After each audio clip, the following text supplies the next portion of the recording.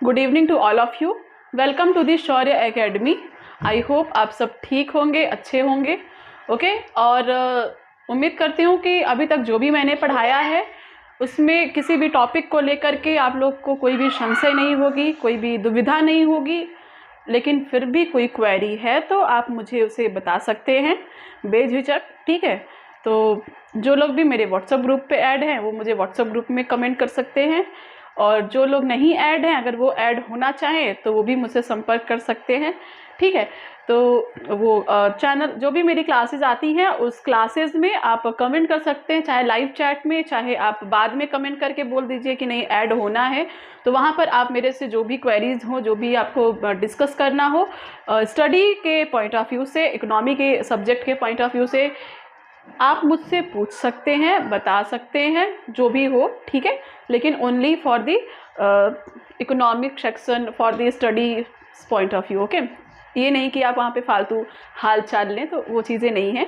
जो भी होगा स्टडी और एजुकेशन और इकोनॉमी सब्जेक्ट इन्हीं सब चीज़ों से रिलेटेड होगा, ठीक है। तो बढ़ते हैं हम अपने क्लास की ओर। जो हमारा आज का क्लास है क्या है, आप इसको स्क्रीन पे आपको दिख रहा होगा, भूमि सुधार, ठीक है। भूमि सुधार का ये आपको दिख रहा होगा स्क्रीन पर। ये टॉपिक आज का जो हमारा विषय है वो भूमि सुधार से संबंधित है। इसमें हम जानेंगे लैंड रिफॉर्म के बारे में, ठीक है। समय समय पर हमारे देश के अंतर्गत काफ़ी सारी लैंड रिफॉर्म को लेकर के चीज़ें की गई हैं, चाहे जैसे चकबंदी, हदबंदी, ये सारी जो पूरी व्यवस्थाएं रही हैं ये भूमि सुधार के अंतर्गत ही लाई गई हैं। सहकारी कृषि जैसी जो ये सारी प्रक्रियाएं हैं ये भी भूमि सुधार के अंतर्गत ही आती हैं, ठीक है। तो इन सभी के ऊपर आज के क्लास में हम आप लोगों के साथ डिस्कस भी करेंगे, ठीक है। उससे पहले आप जानते हैं पिछला क्लास भी आपने देखा है, और हमारा आर्थिक नियोजन से संबंधित आपको यहाँ पर एक मैं बात बताना चाहूँगी, ठीक है, क्लास शुरू करने से पहले, कि नीति आयोग का जो सेक्शन है, ठीक है, लैंड रिफॉर्म के सेक्शन को कंप्लीट होने के बाद हम आप लोगों से नीति आयोग का सेक्शन को डिस्कस करेंगे, ठीक है। क्यों? क्योंकि अभी उसका मतलब थोड़ा सा क्लास अभी मैं नहीं ले पाई हूँ, तो इसीलिए अभी जब मैं आर्थिक नियोजन के बाद मैं डायरेक्ट भूमि सुधार का क्लास आप लोग से ले रही हूँ। भूमि सुधार का कंप्लीट करने के बाद मैं आप लोगों से नीति आयोग के क्लास के ऊपर डिस्कस करूँगी, ठीक है। तो आर्थिक नियोजन का MCQ और उसके बाद नीति आयोग और नीति आयोग का MCQ, ये हम लोग एक सीरीज से लेंगे, ठीक है, भूमि सुधार का खत्म होने के बाद, ठीक है। भूमि सुधार का टॉपिक और भूमि सुधार का MCQ, ये दोनों प्रक्रिया जब खत्म हो जाएंगी, ये दोनों चैप्टर, दोनों टॉपिक जब एंड हो जाएंगी, उसके बाद आर्थिक नियोजन का जो क्लास मैंने आप लोगों से डिस्कस किया था उसका MCQ मैं आप लोगों को कराऊंगी, और उसी के डायरेक्ट बाद मैं आप लोगों से नीति आयोग को डिस्कस करूंगी और नीति आयोग से रिलेटेड MCQ को भी डिस्कस करूंगी, ठीक है। तो आर्थिक नियोजन के बाद का हमारा जो क्लास है वो भूमि सुधार का क्लास है। आप बिल्कुल भी कंफ्यूज ना होइएगा कि MCQ आपको नहीं आएगा, उसका ज़रूर उसका MCQ होगा, उसमें कोई डाउट नहीं है, कोई संशय नहीं है। लेकिन इसका क्लास और इसका MCQ होने के बाद, ठीक है, जस्ट बात, ओके। तो इसके लिए आगे बढ़ते हैं। आज के क्लास के लिए भूमि सुधार, लैंड रिफॉर्म हमारा क्लास है, तो देखते हैं इसमें, ठीक है। बढ़ते हैं अपने क्लास की ओर, ओके। आज का हमारा क्लास है किस विषय से संबंधित, 1 सेकेंड।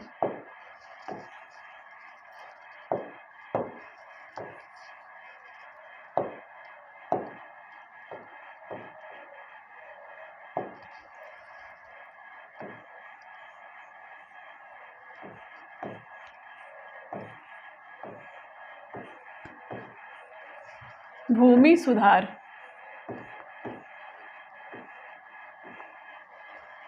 या लैंड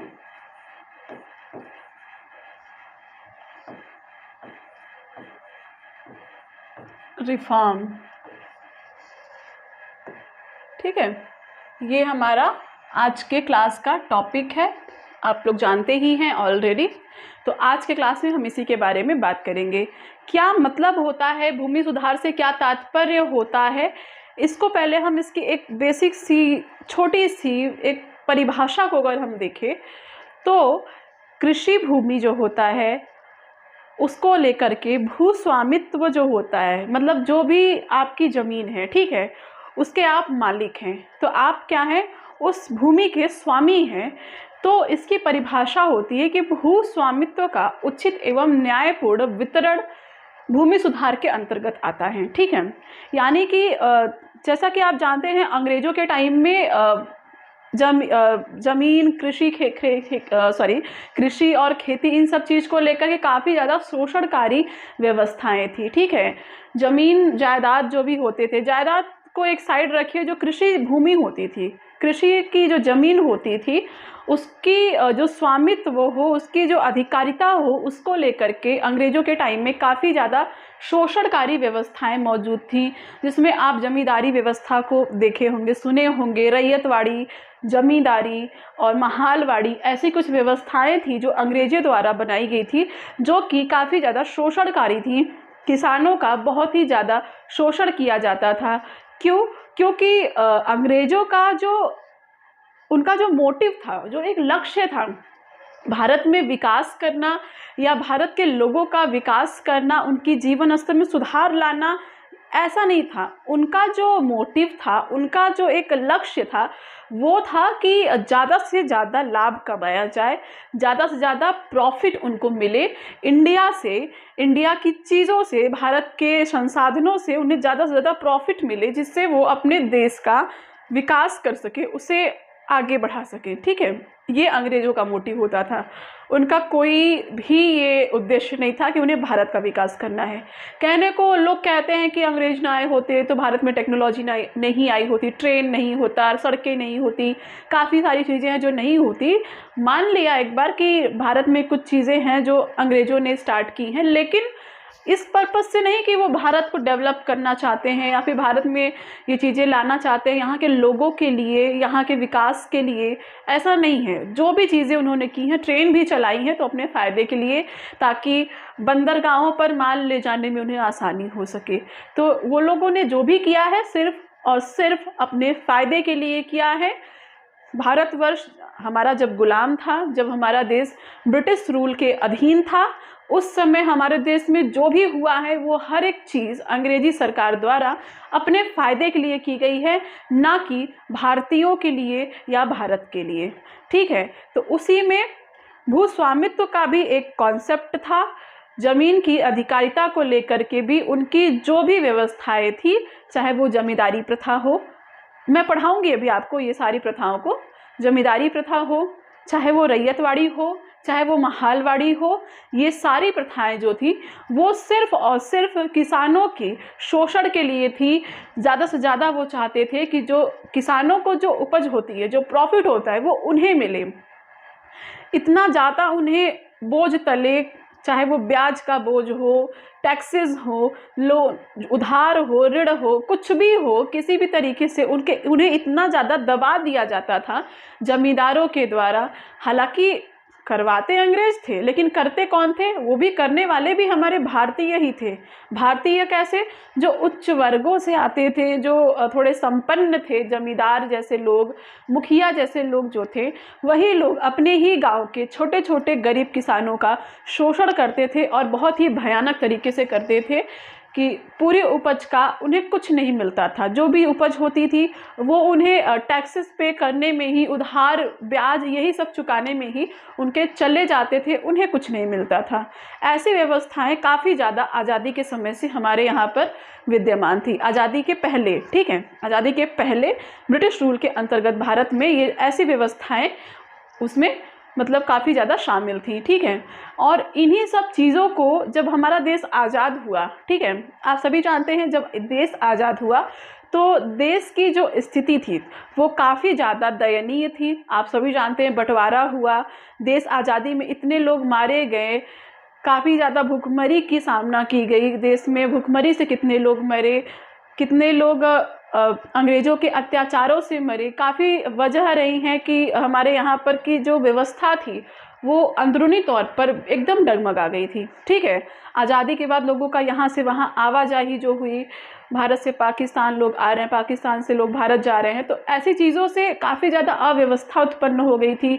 भुखमरी तो वैसे भी थी, लोग वैसे ही गरीब थे, तो ये चीज़ें और ज़्यादा बढ़ी। ऐसे में क्या था कि ज़्यादा से ज़्यादा ये था कि कृषि क्षेत्र को सही किया जाए, बढ़ाया जाए, अनाज का उत्पादन किया जाए, ताकि बेसिक जो नीड हैं, जो आधारभूत जो ज़रूरतें हैं, उन्हें पूरा किया जा सके। ऐसे में सरकार के समक्ष सबसे बड़ी जो समस्या थी वो थी भूमि क्षेत्रों के अधिकारिता को लेकर के, स्वामित्व को लेकर के। क्योंकि भले ही हर चीज़ अंग्रेज़ों ने किया, ठीक है, भले ही हर चीज़ अंग्रेज़ों ने कराया, लेकिन किया किसने? हमारे ही देश के जमींदारों ने, हमारे ही यहाँ के संपन्न लोगों ने, उन्होंने ही इन चीज़ों को आगे बढ़ाया, एग्जीक्यूट किया, हमारे ही देश के छोटे वर्ग और गरीब वर्ग के साथ। ठीक है, तो वो जो थे जमींदार, जो लोग थे, इन लोगों के मन में ये चीज़ें एकदम घर कर गई, या कहते हैं ना कि उनके वो खून में बस गई थी जमींदारी। ठीक है, लोगों पर शोषण करना, अत्याचार करना, ये उन लोगों के खून में बस गई। ठीक है, और ये चीज़ें आप जानते हैं कि जो चीज़ें किसी के खून में ही बसी हो, वो चीज़ें एक कानून ला देने से तो चली नहीं जाती हैं कि एक कानून आ गया भूमि सुधार का और अब सब सही हो गया, ये चीज़ें नहीं होती हैं। जैसे छुआछूत को आप देख लीजिए, छुआछूत अगर लोगों के दिल में बसी है, खून में बसी है ये भावना, तो आप कोई भी कानून ला करके उसे हटा दें, ऐसा नहीं है। आज भी है, आज भी उस लेवल का भले नहीं है, लेकिन है। आज भी आप गांव में, कस्बों में जाइए तो आपको ये चीज़ें मिलती हैं, छुआछूत की चीज़ें देखने को। तो ऐसे ही पहले तो ये और भी ज़्यादा थी। उसी प्रकार से जब लोगों को किसी पे शासन करने की आदत हो जाती है ना, तो वो चीज़ें उनको इतनी पसंद आती हैं, पीढ़ी दर पीढ़ी जब वो चलती रहती हैं, तो इस चीज़ का इतना ज़्यादा प्रभाव पड़ जाता है ना कि उन्हें इससे इतर, इसको ख़त्म करने के बारे में तो वो सोचते ही नहीं हैं। उन्हें यही सब चीज़ों में मज़ा आने लगता है। तो ऐसी चीज़ों को हटाना बहुत ही बड़ी चुनौती थी हमारे सरकार के समक्ष कि इन चीज़ों को कैसे एंड किया जाए, कैसे ख़त्म किया जाए, ताकि हमारे जो देश की जो अव्यवस्था है उसको सुचारू रूप से उसको सही किया जाए, लोगों के जीवन स्तर में सुधार लाया जाए, भुखमरी जैसी समस्याओं का निदान किया जाए और ज़्यादा से ज़्यादा जो हमारे यहाँ गरीबी छाई है उसे कम किया जाए। तो वहाँ पर भूमि सुधार जो कॉन्सेप्ट था वो एक बहुत ही बड़ा कॉन्सेप्ट रहा है उस समय के लिए, क्योंकि बहुत ज़्यादा शोषणकारी व्यवस्थाएं थी। उन्हें ख़त्म करना, उनकी जगह पर नए नए व्यवस्थाओं को लाना, जिनकी भूमि है उसको उसकी अधिकारिता देना, ये सरकार के लिए एक बहुत ही बड़ी चुनौती थी, जिसको लेकर के सरकार ने भूमि सुधार का एक कॉन्सेप्ट लाया, एक कानून लाया। अब उसमें समय समय पर क्या किया गया, कैसे किया गया, क्या उसके लाभ रहे, क्या हानियाँ रही, क्या चीज़ें कैसे थी, इसको तो हम इस क्लास में डिस्कस करेंगे। लेकिन आपको यहाँ पर बता दें कि जो हमारा क्लास है, चूँकि ये प्रीलिम्स के पॉइंट ऑफ व्यू से है, तो बहुत ही ज़्यादा डिटेल में तो नहीं, लेकिन फिर भी ये मेरी गारंटी है कि इस क्लास को फर्स्ट से लेकर एंड तक अगर आप देखेंगे, स्टार्ट से लेकर एंड तक, तो मुझे नहीं लगता कि आपको कोई कन्फ्यूजन रह जाएगा भूमि सुधार के टॉपिक से लेकर के। लेकिन फिर भी अगर कोई कन्फ्यूजन रहती है तो आपकी जो भी क्वेरीज हो वो आप मुझसे पूछ सकते हैं। आप कमेंट में आप मुझे कमेंट कर सकते हैं, कमेंट बॉक्स में भी, लाइव चैट में भी आप मुझसे वो चीज़ें पूछ सकते हैं। ठीक है, तो काफ़ी कुछ लोग हैं जिनकी प्रतिक्रियाएं काफ़ी अच्छी रहती हैं क्लास में, जब भी मैं लाइव में रहती हूँ, प्रीमियर जब भी क्लास का लगता है, क्लासेस जब चलती हैं, तो कुछ ऐसे स्टूडेंट्स भी हैं जिनकी प्रतिक्रिया काफ़ी अच्छी रहती है। ठीक है, तो इसी में आप भी जिनको भी कोई क्वेरीज लगे वो आप पूछ सकते हैं। तो भूमि सुधार के हमारे इस क्लास में, जैसा कि मैंने बताया कि इसका क्या तात्पर्य है कि भूस्वामित्व,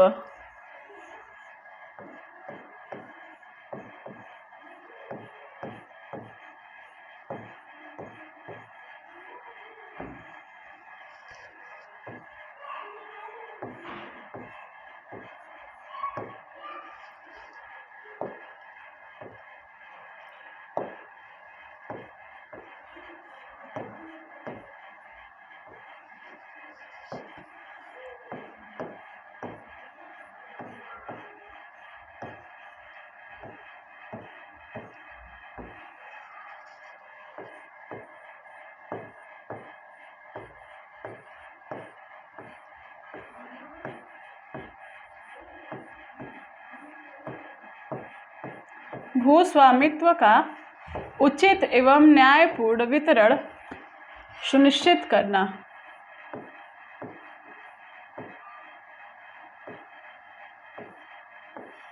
ठीक है, ये इसका तात्पर्य है। भू सुधार या भूमि सुधार, आप जो भी कहें, लैंड रिफॉर्म, भूमि सुधार, भू सुधार, आप जो भी कहें, तो इसका जो तात्पर्य है वो ये है कि भू स्वामित्व यानी भू अधिकारिता का उचित ढंग से और न्यायपूर्ण तरीके से उसका वितरण करना, लोगों के पास उनकी ज़मीन हो, उनकी भूमि हो, और जिसके अधिकार में जितना है वो उनको मिले, जिनको नहीं है उसकी भी कोशिश है कि उसे ज़्यादा से ज़्यादा हो सके तो दी जा सके।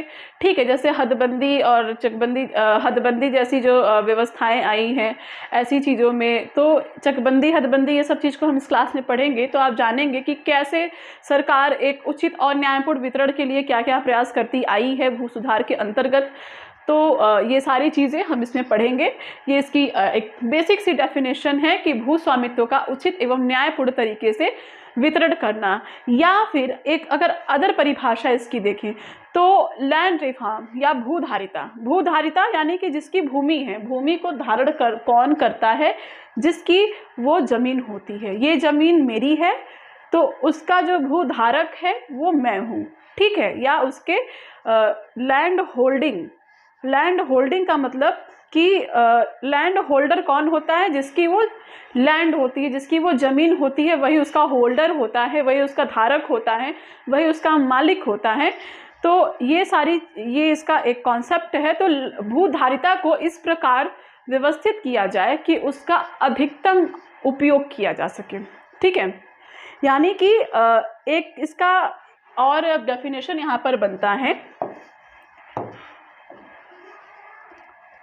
इसके अलावा अगर एक इसकी डेफिनेशन को और देखें तो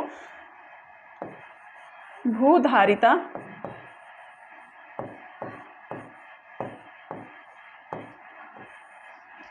को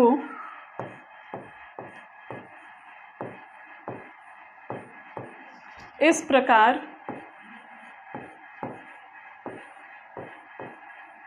व्यवस्थित करना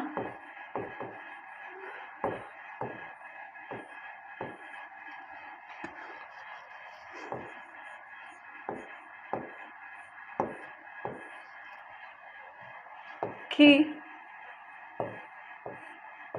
उसका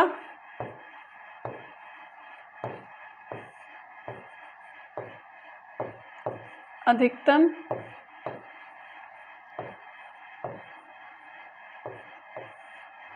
उपयोग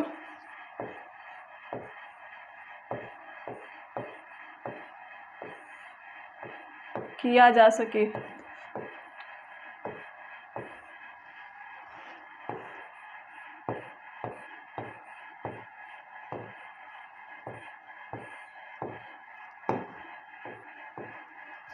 ठीक है, ये इसकी दूसरी डेफिनेशन है कि लैंड होल्डिंग या भूधारिता को इस प्रकार से व्यवस्थित करना कि उसका अधिकतम उपयोग सुनिश्चित किया जा सके या किया जा सके। ये इसकी एक डेफिनेशन हो सकती है। ठीक है, हो सकती क्या है कि आई होप ये आपको विजिबल होगा अच्छे से। थोड़ा सा इधर कर दे रही हूँ मैं आपको, कोई ताकि प्रॉब्लम ना हो इसको देखने में। ठीक है, भूधारिता लैंड रिफॉर्म को लैंड होल्डिंग को इस प्रकार से व्यवस्थित करना कि उसका अधिकतम उपयोग किया जा सके। ठीक है, अधिकतम उपयोग क्या तात्पर्य है? देखिए, जमीन, भूमि वो जो हो वो एक उनकी एक प्रॉपर साइज भी बहुत मायने रखती है। ठीक है, अगर आप देखिए, अगर भूमि के जोत का आकार जो होता है, जोतों का जो आकार होता है भूमि के, अगर वो छोटी होंगी तो जाहिर सी बात है उसके उत्पादन क्षमता जो होती है वो कहीं ना कहीं कम हो जाती है अपेक्षाकृत उनकी जिनके भूमि के जोतों का आकार बड़ा होता है, वृहद होता है। ठीक है, उनके अपेक्षाकृत छोटे जोतों वाली कृषि भूमि में उत्पादन की चीज़ें उतनी बेहतर ढंग से नहीं हो पाती हैं। वहाँ पर आप टेक्नोलॉजी का भी सही से यूज़ नहीं कर सकते हैं। अगर आपकी जोतों के आकार छोटे हैं तो आपकी जो पद्धति होगी वो कहीं ना कहीं परंपरागत तरीके से ही हो पाएंगी।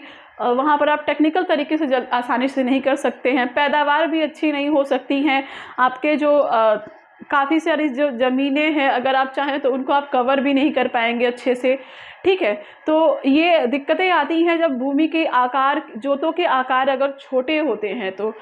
और जैसे कि इन चीज़ों को लेकर के सरकार ने काफ़ी कानून बनाए भी हैं, चकबंदी हदबंदी की, सहकारी कृषि की, ये जो कॉन्सेप्ट्स आई हैं वो भूमि के जोतों के आकार से ही संबंधित हैं, ठीक है। चाहे वो चकबंदी हो, चाहे सहकारी कृषि हो, जब हम इसको आगे पढ़ेंगे तो आप जानेंगे कि जोत के जो आकार होते हैं, यानी कि जितनी भूमि में खेती की जा सकती है, उस कृषि भूमि की जो आकार होती है वो कितना मायने रखती है उसके उपयोग को, उसके उत्पादन को अधिकतम करने के लिए, बढ़ाने के लिए, वृद्धि करने के लिए। ये आप इसमें आगे जानेंगे क्लास में, ठीक है। तो ये इसका डेफिनेशन रहा कि भू स्वामित्व का उचित एवं न्यायपूर्ण वितरण या फिर लैंड होल्डिंग को इस प्रकार व्यवस्थित किया जाए कि उसका अधिकतम उपयोग किया जा सके, ठीक है। लैंड होल्डिंग यानी कि मेरी कोई जमीन, मान लीजिए मेरी 3-4 जगहों पे ज़मीन है, ठीक है। एक ही गांव के अंतर्गत मेरी 3-4 ज़मीन है, लेकिन मान लीजिए कि 10 हेक्टेयर मेरे पास ज़मीन है, ठीक है। 1 हेक्टेयर यहाँ है, 4 वहाँ है, 5 वहाँ है, तो इस प्रकार मिला के 3 जगह पे मेरी 10 हेक्टेयर की ज़मीन है, ठीक है। लेकिन उसके तो इससे क्या होता है कि थोड़ा सा वहाँ पे खेती हुई, थोड़ी सी वहाँ पे हुई, थोड़ी सी यहाँ पे हुई, इस प्रकार से सही से खेती भी नहीं हो पाती है, ना सही से आप ध्यान रख सकते हैं अलग अलग जगहों पर, और ना सही से आपकी पैदावार होती है। तो इसमें क्या होता है कि आप जब पढ़ेंगे आगे हदबंदी जैसी चीज़ों को, तो चकबंदी हदबंदी जैसी चीज़ों को जब आप पढ़ेंगे तो आप जानेंगे कि भूमि को एक जगह संगठित करना, आपको एक जगह प्रॉपर आपकी जितनी मात्रा है उतनी मात्रा सरकार देने की प्रयास करती है आपको, कि आपकी जो भूमि है वो एक जगह हो जाए, जो छितर बितर है, इधर उधर है, वो आपको एक जगह मिल जाए, उतनी ही ज़मीन आपकी, ताकि आप उस पर सही से कृषि कर सकें, सही से कृषि कार्य कर सके, उसका अधिकतम उपयोग कर सके, उसके उपयोग को, उसके उत्पादन में वृद्धि कर सके। इन चीज़ों को हम आगे देखेंगे, इसी क्लास में डिस्कस करेंगे, ठीक है।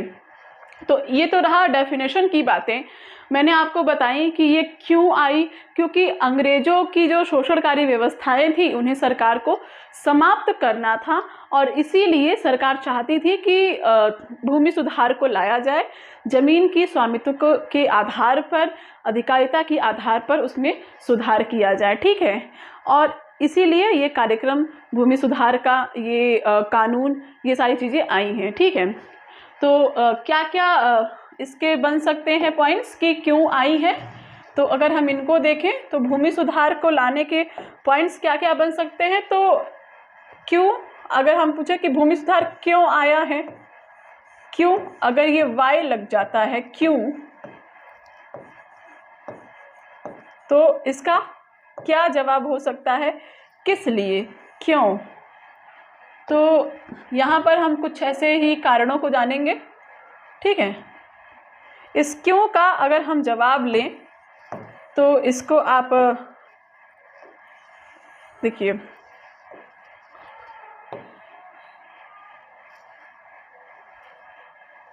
पहला तो जो आपका बनेगा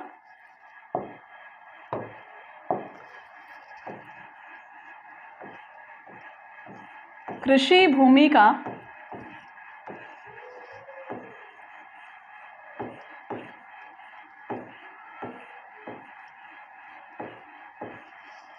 अधिकतम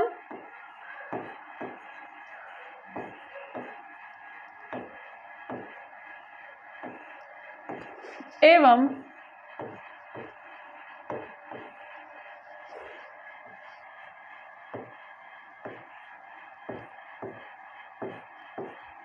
कुशलतम प्रयोग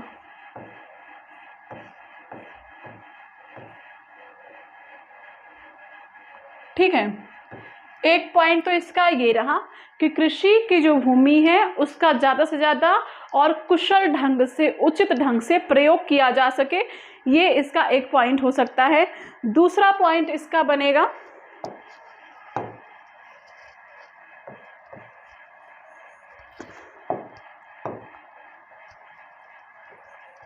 कृषि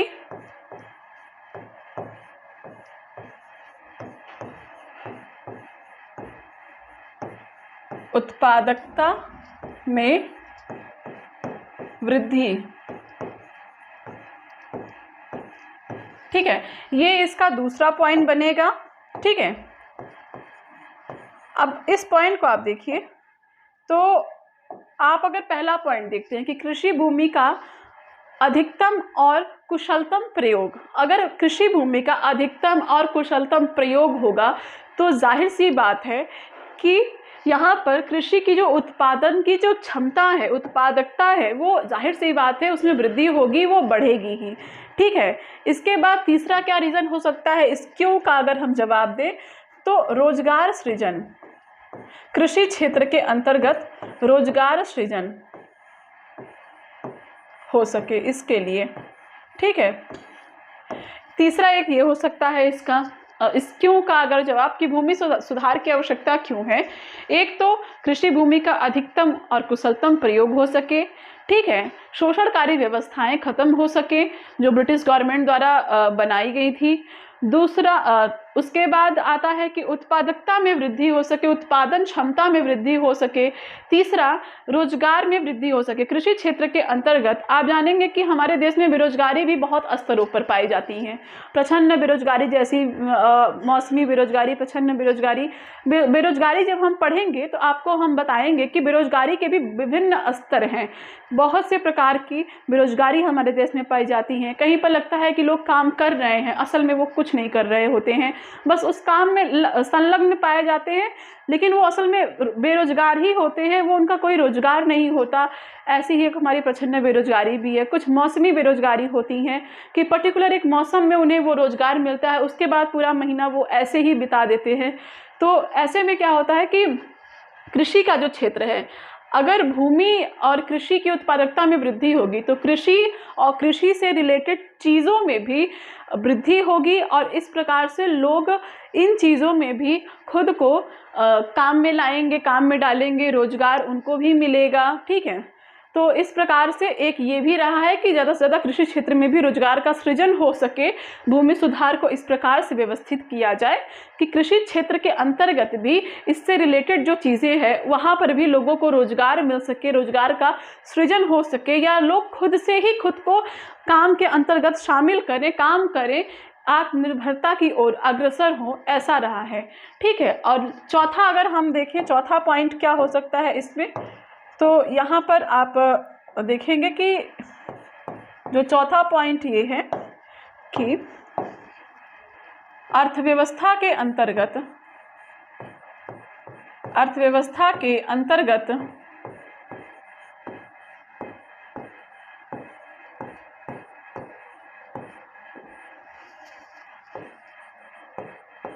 कृषि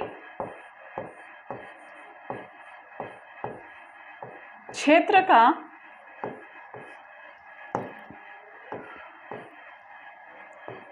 योगदान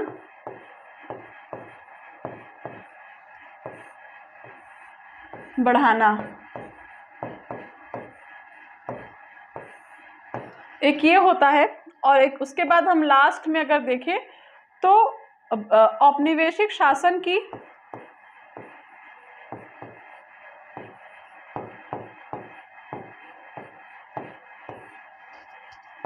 शोषणकारी व्यवस्थाओं को समाप्त करना।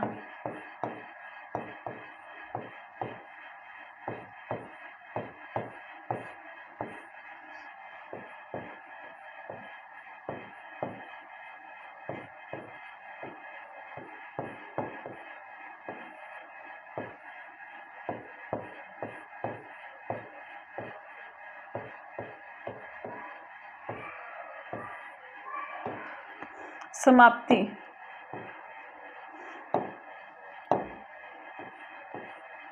ठीक है, औपनिवेशिक शासन की शोषणकारी व्यवस्थाओं की समाप्ति और अर्थव्यवस्था के अंतर्गत कृषि क्षेत्र का योगदान बढ़ाना, ये कुछ 4-5 ऐसे पॉइंट हैं जो कि भूमि सुधार की जो कॉन्सेप्ट लाई गई थी स्टार्टिंग में, तो इन्हीं सब बेसिक पॉइंट्स को ध्यान में रखकर सरकार भूमि सुधार के कॉन्सेप्ट को लेकर आई थी।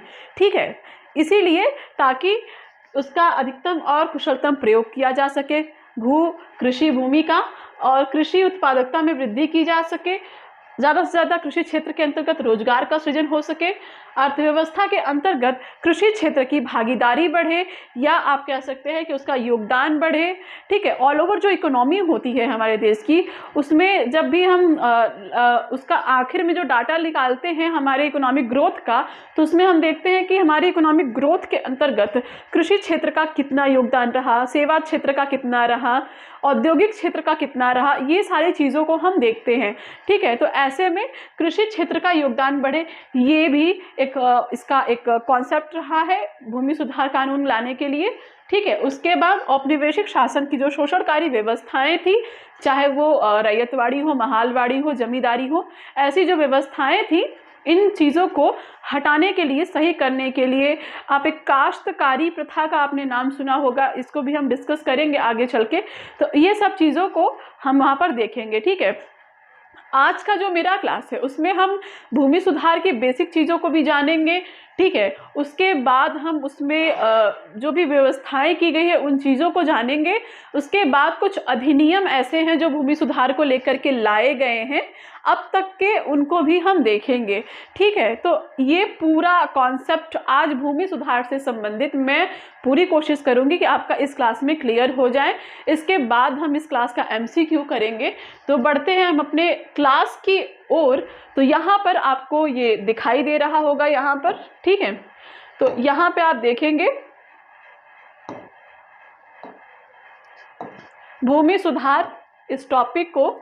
भूमि सुधार से अभिप्राय है, भूमि सुधार से अभिप्राय है भू स्वामित्व का उचित व न्यायपूर्ण वितरण सुनिश्चित करना, अर्थात लैंड होल्डिंग या भूधारिता को इस प्रकार व्यवस्थित करना जिससे उसका अधिकतम उपयोग किया जा सके। ठीक है, ये है इसकी पूरी परिभाषा, जिसको मैंने आप लोगों से डिटेल में डिस्कस किया है। तो अब इसको मैं यहाँ फिर से आपको नहीं समझाने वाली हूँ।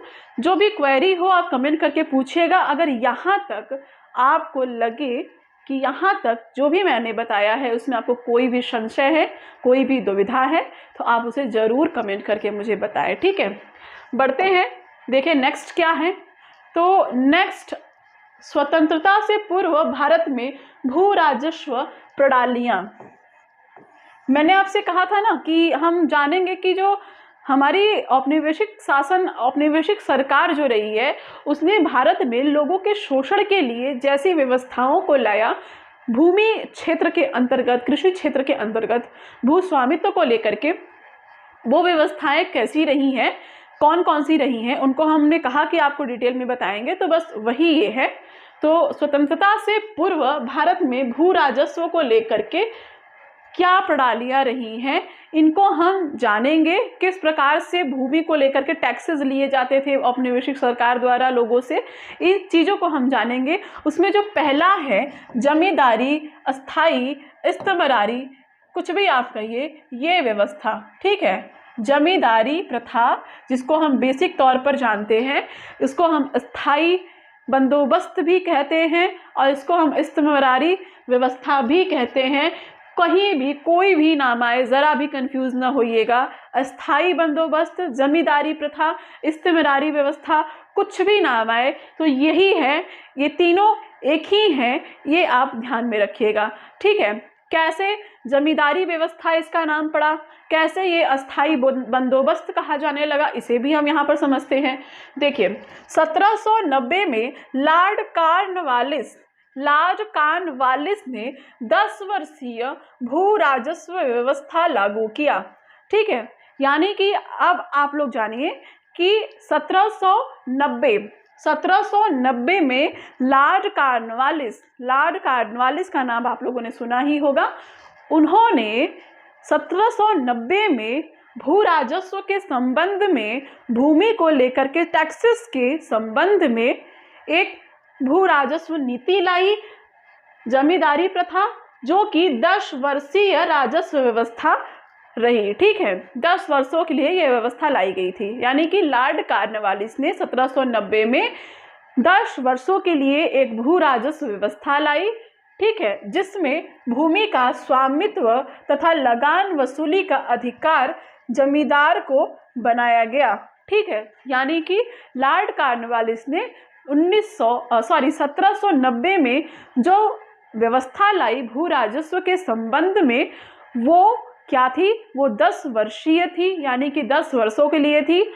और उसका क्या मतलब उद्देश्य था? उसका उद्देश्य था कि भूमि से रिलेटेड जो भी राजस्व हैं वो वसूलेगा, जो भी लगान है, जो टैक्स हैं, जो राजस्व हैं, उन्हें वसूलने का अधिकार जमींदार को है और उसका स्वामी भी जमींदार होगा। ठीक है, यानी कि उस एरिया में, एक जमींदार के एरिया में जितनी भी ज़मीनें हैं उसका अधिकारी, उसका मालिक उस जगह का जमींदार होगा। ठीक है, और वही वहाँ की लगान की भी वसूली करेगा और वही जाकर के उसका एक भाग जो कि तय था वो अंग्रेजी सरकार को देगा। यानी कि जमीन का स्वामित्व और लगान वसूली का अधिकारी कौन बना? जमींदार बना।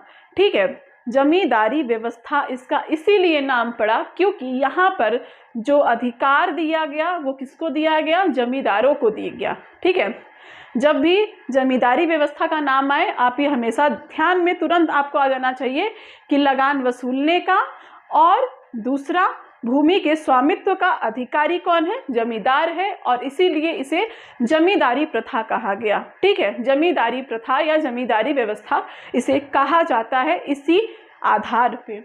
उसके बाद 1793 में, ठीक है, 1793 में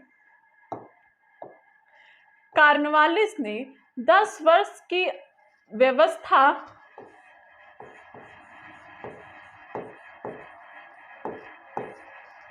को बदलकर इसे स्थायी कर दिया। ओके, यानी कि 1790 में जो कानून लाया गया था वो 10 वर्षों के लिए था, जिसे लॉर्ड कॉर्नवालिस ने ही 1793 में चेंज कर दिया और उसे स्थायी कर दिया।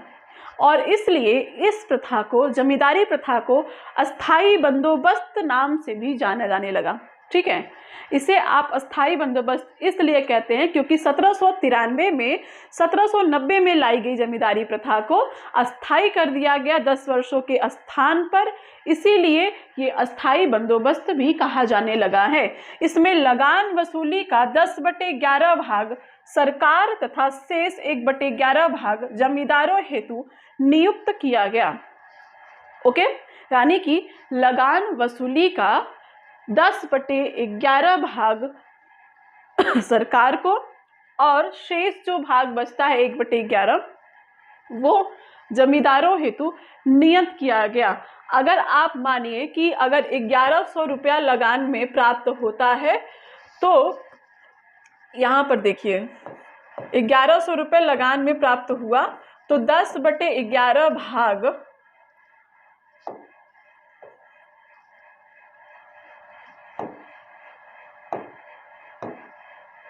देखिए, यहाँ पर आप देखिए, अगर 1100 रुपये लगान में मिले जमींदार को तो जमींदार क्या करेगा? 10/11 भाग यानी कि 1000 रुपये उसमें से जमींदार जो है वो किसको देगा? ब्रिटिश सरकार को। ठीक है, ब्रिटिश सरकार को देगा। ठीक है, ओके, और 1/11 यानी 1100 का 1/11 भाग यानी कि 100 रुपया वो अपने पास रखेगा। ठीक है, ये रहा था जमींदारी व्यवस्था का पूरा कॉन्सेप्ट टैक्स वसूली को लेकर के। ठीक है, अगर 1100 का टैक्स वसूल किया गया है तो 1000 रुपये ब्रिटिश सरकार को देना है और 100 रुपये जमींदार को अपने पास रखना है लगान वसूली का। ठीक है, ये है इसका एक उदाहरण मैंने आपको दिया है, लेकिन इसमें आपको देख के लग रहा होगा कि कितना बड़ा भाग तो ये लोग सरकार को दे देते हैं, तो इनके पास बचता ही कितना है? 1100 का 1000 तो सरकार के पास गया, बचे 100 रुपये वो इनके पास आ गए, तो इससे मतलब फ़ायदा क्या है जमींदारों को? तो यहीं पे तो बात थी, एक नियत राशि तय थी, एक वो लोग सरकार को कुछ बताते थे और उसके आधार पर उनको उसका 10/11 भाग दे देते थे, शेष अपने पास रखते थे। लेकिन ये ज़्यादा से ज़्यादा शोषण करते थे किसानों का, अधिकतम से अधिकतम जितना कर सकते हैं उतना टैक्स वसूलते थे जितना वो ब्रिटिश सरकार को बताते नहीं थे, ठीक है। तो इस व्यवस्था में क्या हुआ कि ब्रिटिश सरकार को लाभ उतना नहीं हुआ जितना जमींदारों को हुआ, ठीक है। जमींदार शोषण ज़्यादा करते थे, सरकार को कम बताते थे ताकि उन्हें सरकार को हिस्सा कम देना पड़े, और ज़्यादा से ज़्यादा हिस्सा अपने पास रखते थे। उस हिस्से का भी 1/11 भाग रखते थे और जो नहीं बताते थे वो पूरा इनके पास रहता था। तो इस व्यवस्था में सरकार ने भी ये चीज़ें नोटिस की कि जमींदार तो काफ़ी संपन्न हुए जा रहे हैं जिस प्रकार से ये व्यवस्था चल रही है, लेकिन उस एवज में उनके पास उतनी राशि नहीं आ रही है, उनके पास उतना नहीं आ पा रहा है लगान, ठीक है। तो इसी को लिए सरकार ने इसे ख़त्म भी किया और इसकी जगह रैयतवाड़ी व्यवस्था को भी लेकर आया। तो देखते हैं आगे क्या है इसके पॉइंट्स, आगे क्या है।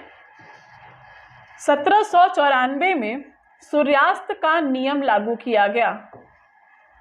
1794 में सूर्यास्त का नियम लागू किया। इस नियम के तहत यदि सरकार के पास लाया गया राजस्व नहीं पहुंचा तो संबंधित व्यक्ति की यहाँ पर जमींदारी है,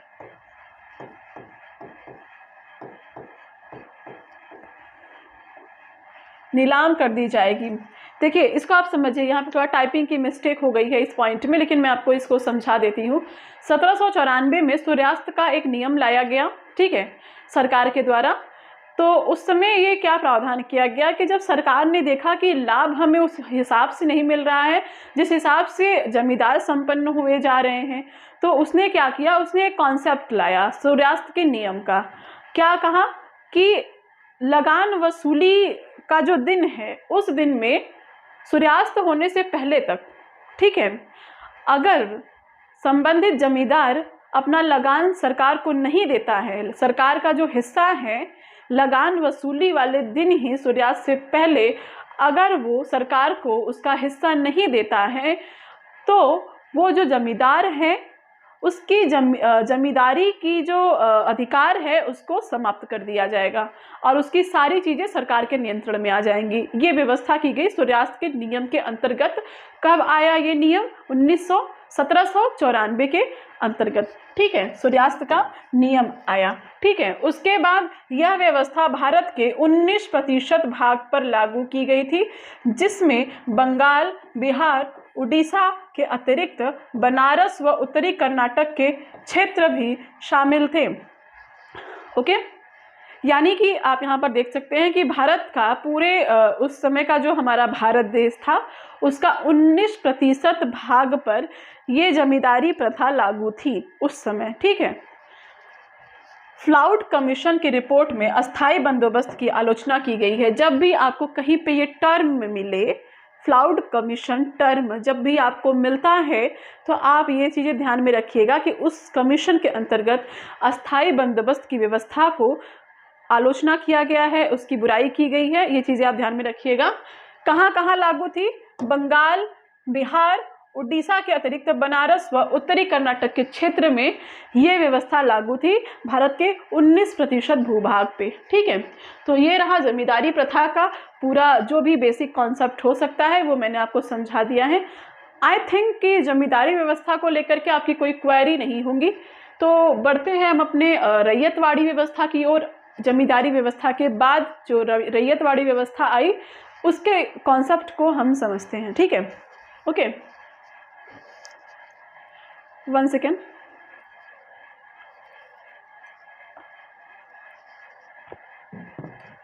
जी, रैयतवाड़ी व्यवस्था सॉरी जी, रैयतवाड़ी व्यवस्था 1 सेकेंड। रैयतवाड़ी व्यवस्था में प्रत्येक पंजीकृत भूमिदार को भूमि का स्वामी माना गया और लगान जमा करने का दायित्व भी किसानों को ही दिया गया, ठीक है। ये इसका पहला पॉइंट है। इसको आप समझिए कि रैयतवाड़ी, रैयत का तात्पर्य क्या है? रैयत से मतलब है, रैयत का अर्थ होता है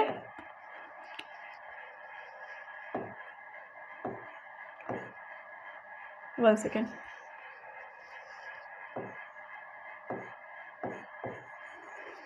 इधर मैं लिख दे रही हूँ, इसमें थोड़ी प्रॉब्लम आ रही है बोर्ड में, थोड़ा पेशेंस रखिए आप लोग। देखिए, रैयत जो वर्ड है इसका तात्पर्य होता है किसान, फार्मर्स।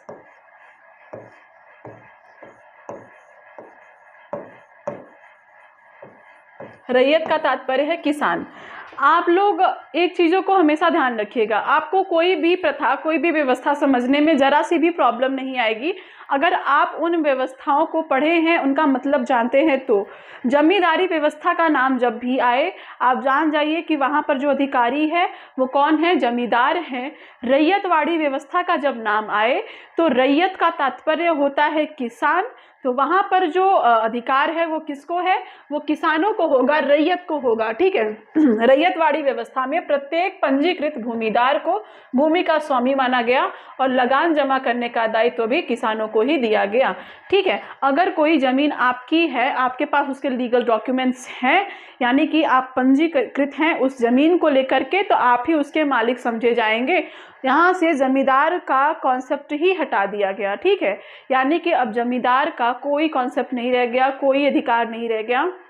भूमि की स्वामी अगर मैं हूँ तो वो ज़मीन मेरी ही मानी जाएगी अगर वो मेरे ही नाम पर पंजीकृत है तो, और मैं ही वो लगान सरकार को दूंगी। यानी कि लगान अदा करने का, लगान जमा करने का जो दायित्व है वो भी किसानों को दिया गया। अब ये व्यवस्था हटा दी गई मीडिएटर वाली कि किसान है, सरकार है, बीच में जो जमींदार था उस जमींदार को हटा दिया गया, मध्यस्थता को हटा दिया गया, मीडिएटर को हटा दिया गया। अब जो कनेक्शन है वो सरकार का सीधे किसान से हो गया। यहाँ पर अगर वो ज़मीन मेरे नाम पर पंजीकृत है तो उसकी मालकिन मैं हूँ और मैं ही अपने ज़मीन का जो टैक्स होता है वो सरकार को पे करूँगी, सरकार को जमा करूँगी।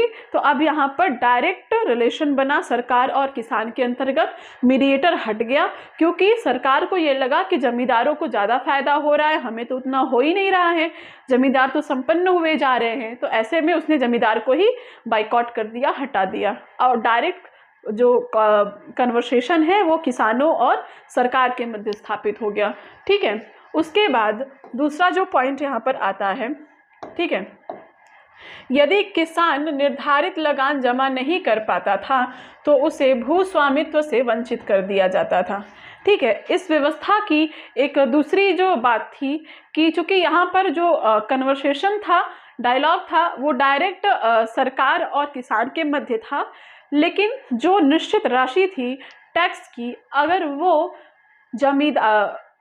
किसान सरकार को नहीं दे पाता है, ठीक है, तो सरकार क्या करती थी कि जैसे मान लीजिए सरकार ने एक निश्चित राशि तय की है लगान की और मैंने नहीं दिया, या फिर मैं दे नहीं पाई किसी कारणोंवश, या मेरे पास उतने उत्पादन ही नहीं हुई, मेरे उतना लाभ ही नहीं हुए, प्रॉफिट ही नहीं हुए कि मैं दे सकूं, तो इसमें क्या होगा कि मेरी जो अधिकारिता है ज़मीन को लेकर के वो सरकार मुझसे छीन लेगी, ठीक है।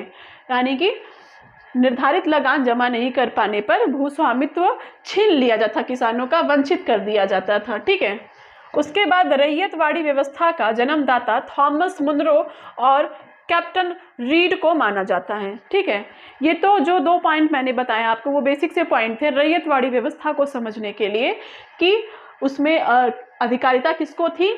दूसरा, अगर टैक्स पे ना, जैसे जमींदारों में क्या था, सूर्यास्त का नियम था, ठीक है। जमींदारों के टाइम में सूर्यास्त का नियम था कि अगर जिस दिन आप वसूलते हैं किसानों से, उस दिन सूर्यास्त से पहले अगर आप अंग्रेजों को नहीं देते हैं, सरकार को टैक्स नहीं देते हैं, तो आपकी जमींदारी आपसे छीन ली जाएगी।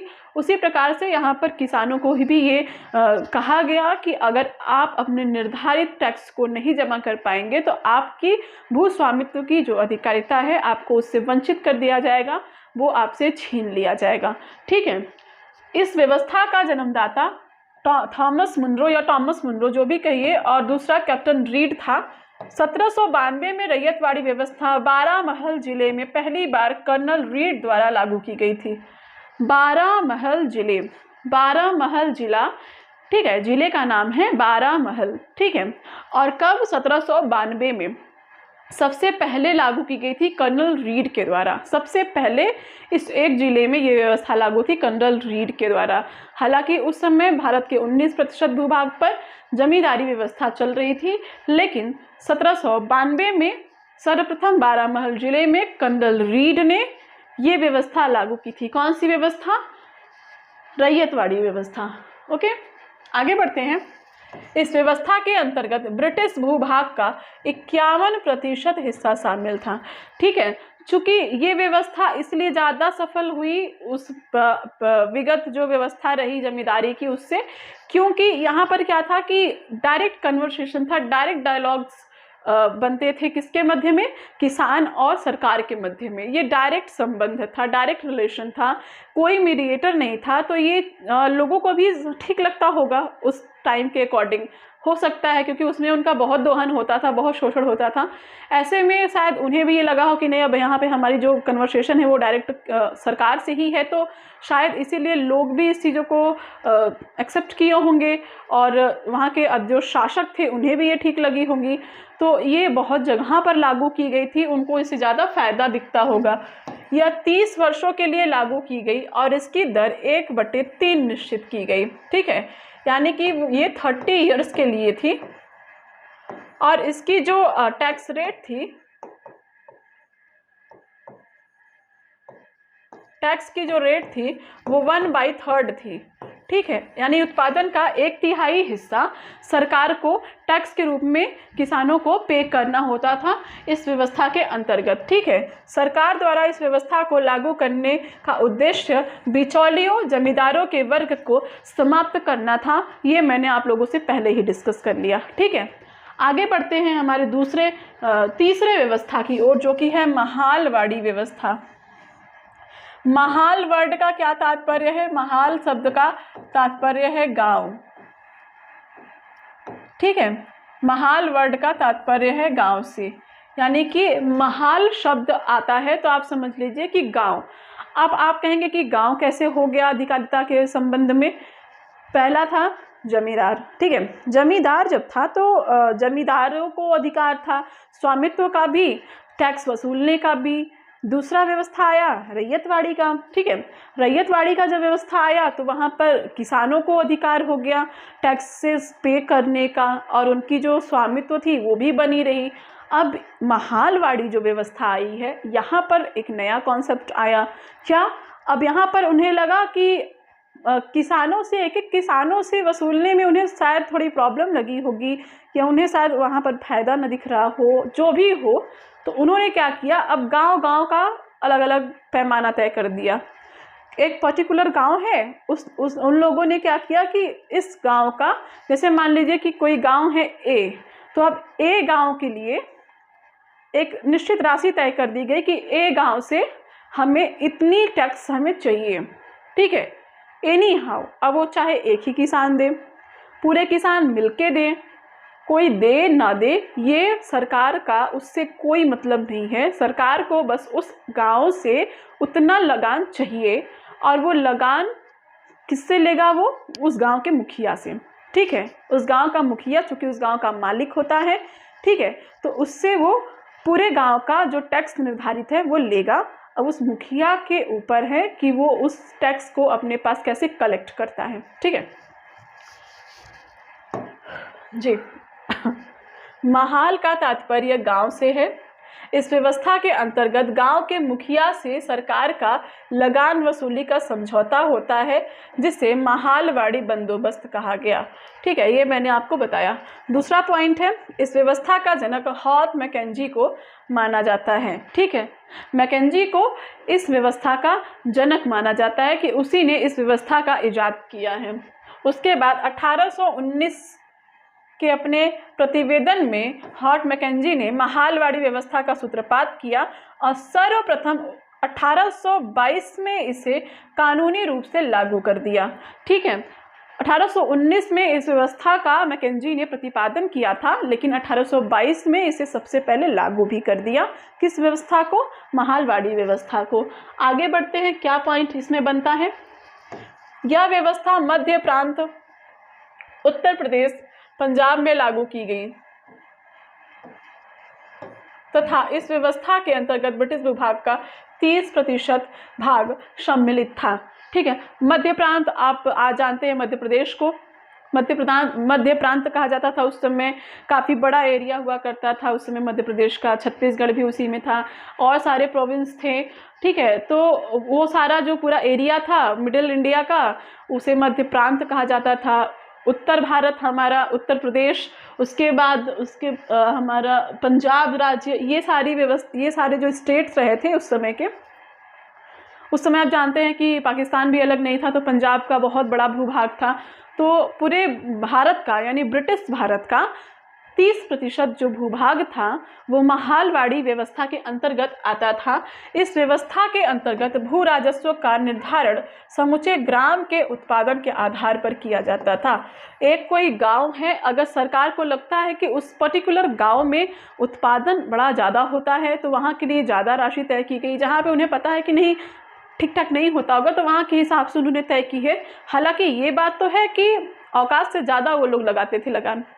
जिस गांव की उतनी क्षमता ही नहीं है कि वो दे सके, उससे ज़्यादा वो लगान उनके ऊपर लगाते थे, लेकिन फिर भी एक रेशियो रहता था हर गांव का अलग अलग, तो उस प्रकार से वो लगान की वसूली करवाते थे वहाँ के मुखिया के आधार पर, उनके समझौते के आधार पर।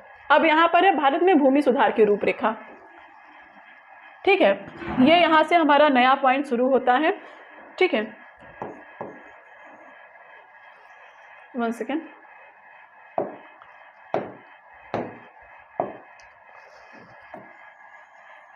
भारत में भूमि सुधार की रूपरेखा, यहाँ से एक नया टॉपिक स्टार्ट होता है।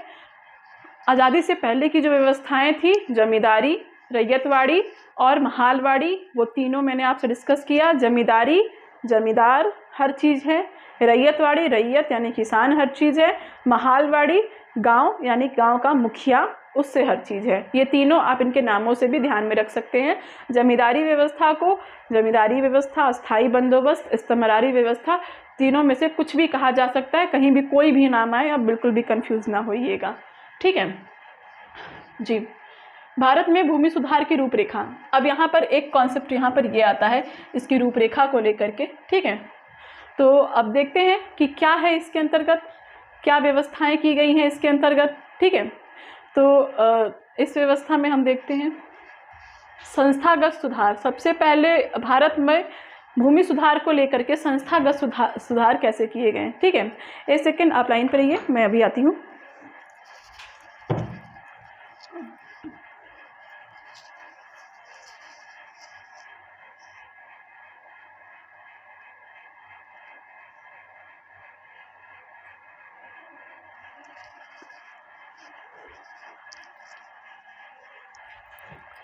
जी, यहाँ पर हम बात कर रहे थे जी भारत में भूमि सुधार की रूपरेखा के बारे में हम बात कर रहे थे कि भारत में जो अंग्रेजों का जो व्यवस्था थी उसके बाद क्या लाए गए, इसकी हम बात कर रहे थे।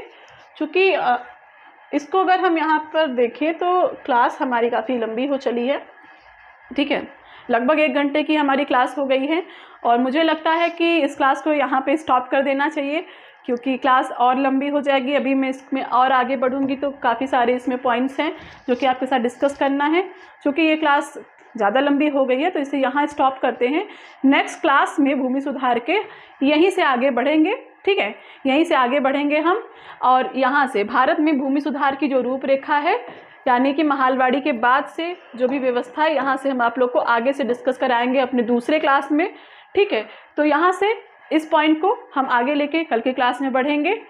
आई होप जो भी मेरा क्लास यहाँ तक का रहा है आपको अच्छे से समझ में आया होगा। जो ना आया हो, जो भी क्वेरीज हो वो आप मुझसे कमेंट बॉक्स में आप पूछ सकते हैं। इसके आगे कल के क्लास में बात करते हैं। Thank you so much for watching.